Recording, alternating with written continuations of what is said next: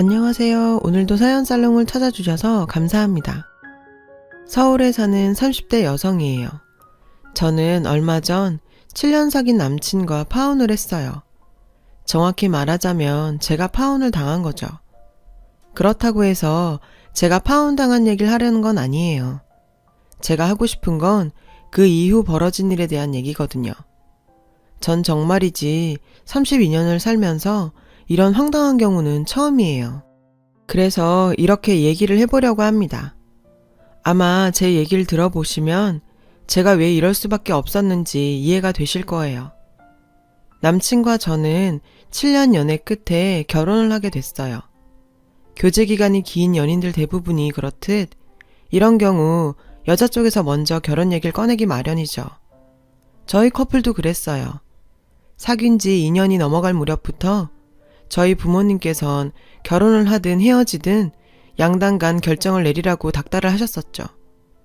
처음엔 할 때 되면 할 거라고 큰 소리를 쳤었지만 3년, 4년, 해를 넘어가면서부터 슬슬 부모님 눈치가 보이기 시작하더라고요.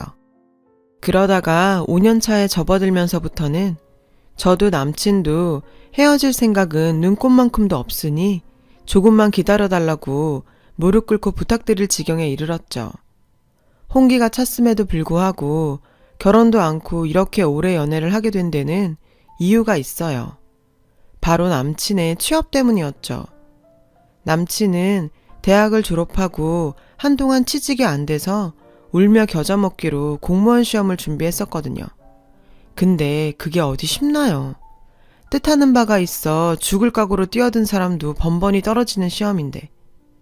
결국 남친은 공시에 4년이나 매달려봤지만 결과는 늘 불합격이었어요.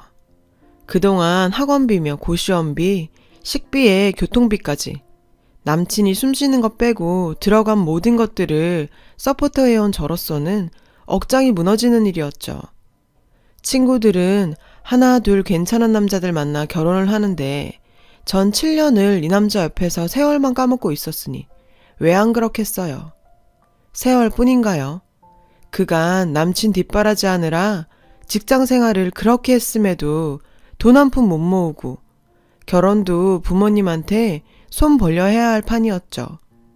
다행히 아빠가 사업체를 운영하고 계셔서 도움받는 건 문제가 아니었지만 그래도 30이 넘는 성인이 결혼 자금까지 부모님 주머니에서 털어가야 한다는 건 좀 창피했어요.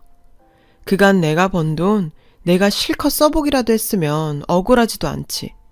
이건 뭐 모르긴 해도 그간 남친한테 들어간 돈으로 백을 사 모았더라면 지금쯤 제 옷장은 명품백으로 가득했을 거예요. 주변에 이 사실이 알려지면 남친이 곤란할까봐 비밀로 해왔던 탓에 말 그대로 전 벙어리 냉가슴 앓는 처지로 혼자 버텨야 했어요. 근데 남친은 그런 제 마음을 알기나 하는 건지 너무도 천하태평인 거예요. 그러던 어느 날이었어요. 오랜만에 대학 동기들과 만났는데 동기 중 하나가 그 자리에 남친을 데리고 나왔더라고요. 남친 직업은 변호사로 동기와는 3년 사귄 끝에 곧 결혼을 한다고 하더군요. 거기까진 좋았어요. 그냥 좀 부럽고 말아버릴 일이었으니까요. 그런데 사실 이 사람 아니었으면 저 변호사는 꿈도 못 꿨을 거예요. 고시 준비하는 동안 학원비며 고시원비 다 이 사람이 도와줬거든요. 이젠 평생 제가 갚으면서 살려고요. 순간 온몸의 기운이 쭉 빠졌어요. 누군 3년 고생하고 변호사 안 해되는데 누군 7년이나 고생하고도 이러고 있다니. 상대적 박탈감이 쓰나미처럼 몰려왔어요. 근데 그 순간 빡침에 정점을 찍는 일이 벌어졌죠. 남친한테 문자가 온 거예요. 혜미야, 밥값이 부족해서 그러는데 10,000원만, 응? 평소에도 종종 받는 일반적인 문자였지만 그날은 정말 참을 수가 없더라고요. 그래서 밖으로 나와 바로 전화를 했죠. 자긴 정말 구제불능이구나. 그 나이에 밥값 10,000원이 없어서 여자친구한테 돈 보내달라 문자를 하고 싶니? 창피하지도 않아? 실력이 안 되면 기술이라도 배워서 돈 벌 생각을 해야지. 30이 넘도록 언제까지 공시준비만 할 거야. 솔직히 시험에 붙을 자신이 있긴 하니? 취업도 못하고 할 줄 아는 것도 없고 그래서 공시 핑계로 내 등골 빼먹으면서 살 생각인 거야? 도대체 언제까지 이러고 살 작정인데 말해봐. 언제까지 그럴 거냐고. 혜미야, 무슨 일 있었어? 아버님이 또 뭐라 그러셔? 에이, 한두 번 겪는 일도 아닌데 자기가 좀 참아. 응? 그리고 나 이미 주문해서 밥에 숟가락까지 댄 거라 취소도 못해. 그니까 자기야, 10,000원만 보내주면 안 될까? 내가 취직하면 그동안 빌린 돈 한 방에 다 갚아줄게. 그니까 10,000원만, 응? 기가 막혀서 정말. 어쩜 자기란 사람은 이런 순간까지 정신을 못 차리니? 암튼 난 더 이상 밑빠진 독에 물 못 붓겠으니까 앞으로는 자기 힘으로 밥을 벌어먹든 빌어먹든 맘대로 하고 살아. 창피한 줄 알아, 이 정말. 그제야 남친은 상황이 심각한 걸 느꼈는지 울고 짜며 한 번만 기회를 달라고 빌더군요. 그 뻔한 실수에 넘어가면 안 되는 걸 알면서도 전 또 바보같이 넘어가고 말았죠. 좋아, 한 달이야. 그 안에 일자리 못 구하면 난 더 이상 자기랑 안 만나. 끝이라고, 알았어? 헤어지자는 말에 정신이 들었는지 남친은 부랴부랴 구직 사이트를 뒤져서 여기저기 면접을 보러 다니더군요. 그동안 남친한테서 볼 수 없었던 모습에 한편으론 그만큼 날 놓치기 싫었나 싶기도 했지만 다른 한편으론 이렇게 할 수 있는 거 왜 지금껏 안 했나 하는 괘씸함도 들었던 게 사실이에요. 얼마 뒤 남친한테 취직을 했다며 전화가 왔더라고요. 학원 강사 자리였어요. 입시학원은 아니고 중고생 내신을 관리하는 동네 보습학원이었죠. 비록 사대보험도 안 되고 퇴직금도 없는 자리였지만 그래도 밥벌이는 하고 살게 된 거죠. 그래도 이게 어디냐 싶어 양가 부모님을 찾아뵙고 결혼 승낙을 받았어요. 저희 부모님은 남친을 탐탁치 않게 생각하셨지만 그래도 7년이나 만났는데 어쩌겠냐시며 마지못해 승낙을 해주셨어요. 반면 남친 부모님들은 빨리 상견례부터 하자시며 엄청 반기셨죠. 그렇게 번갯불에 콩 볶듯이 일사천리로 일은 진행이 됐고 얼마 안 돼 상견례까지 마쳤죠. 예비 시부모님들께선 솔직히 집을 마련해줄 형편이 안 된다며 몇 년간은 데리고 살 생각이라고 하셨어요.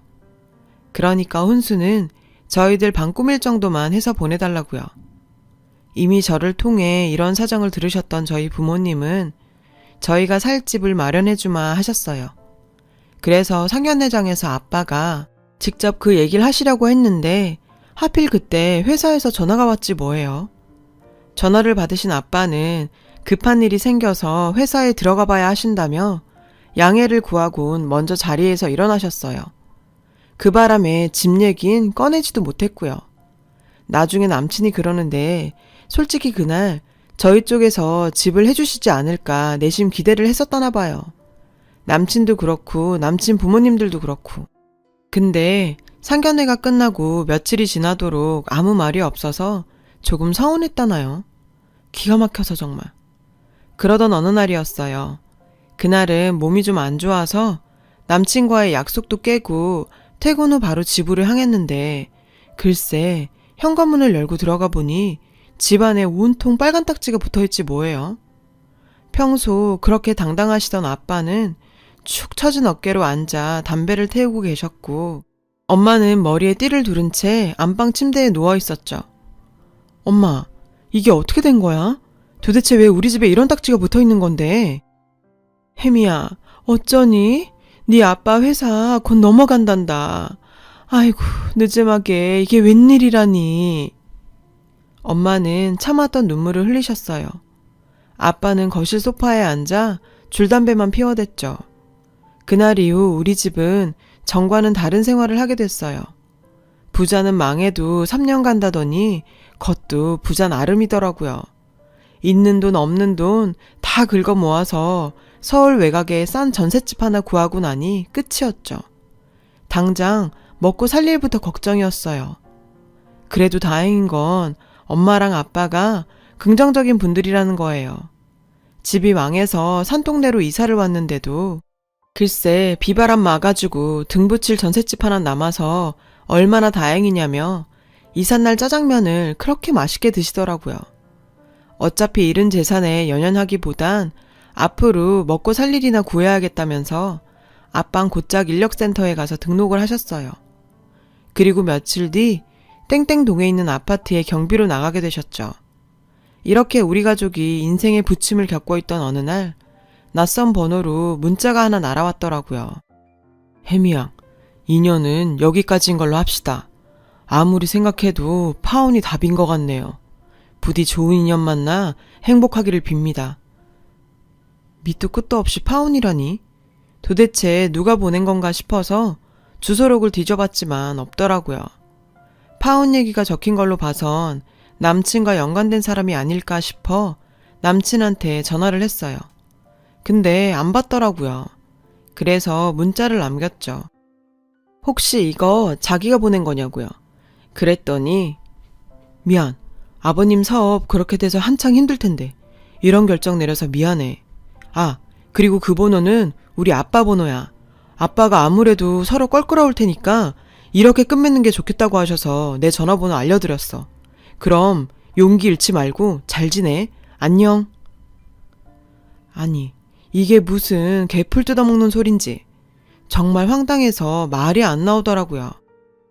7년이나 뒷바라지 해줬더니 아빠 회사 망하자 바로 손절이라니. 아니, 그것도 파혼 얘기를 문자로 하다니 말이 돼요? 해고 문자 받았다는 얘긴 들어봤지만 살다 파혼 문자를 받게 될 줄이야. 전 당장 남친한테 전화를 걸었어요. 근데 이 인간이 안 받더라고요. 그래서 회사에 반차를 내고 남친네 학원으로 달려갔죠. 아직 수업 전이라 교무실에서 동료 강사들과 티타임을 갖고 있더군요. 남친은 갑작스런 제 등장에 화들짝 놀라선 저를 끌고 밖으로 나갔어요. 여긴 왜 왔어? 내 문자 못 받았어? 받았지. 그러니까 왔잖아. 그런 문자 받고 안 올 여자가 어딨니? 진짜 어이가 없어서 말이 안 나온다. 어떻게 파혼 얘기를 문자로 하니? 넌 원래 그런 놈이니까 그런다 쳐. 근데 너희 아버지는 어른이 어떻게 일 처리를 그렇게 하시니? 결혼이 애들 장난이야? 문자 한 통 틱 날리면 끝날 일이야. 그래, 그건 일단 접어두고 이유나 좀 듣자. 도대체 내가 왜 파혼을 당해야 되는지 그 이유나 좀 알자고. 그러자 남친이 피식 웃으며 말했어요. 몰라서 묻는 거야? 너네 집 망했잖아. 그 형편에 결혼이 가능하겠니?